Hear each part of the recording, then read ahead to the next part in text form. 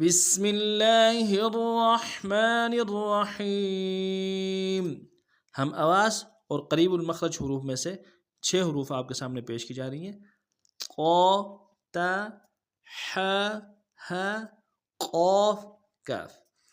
تا انتہائی باریک ادا کریں گے، باریک حرف ہے، ہمیشہ باریک پڑھا جائے گا. مخرج زبان کو اوپر تالو سے لگانا. ق موٹا حرف ہے، موٹا اور پر پڑھیں گے، ہمیشہ زبان کو اوپر تالو سے لگائیں گے اور زبان کا بیچ بھی تالو کی طرف اٹھائیں گے. ق ح گہرائی اور جماؤ کے ساتھ ادا کریں گے. وسط حلق، حلق کا وہ درمیان والا حصہ وہاں سے ادا ہوگا جماؤں کے ساتھ. اور ہا بالکل نرمی سے ادا کریں گے.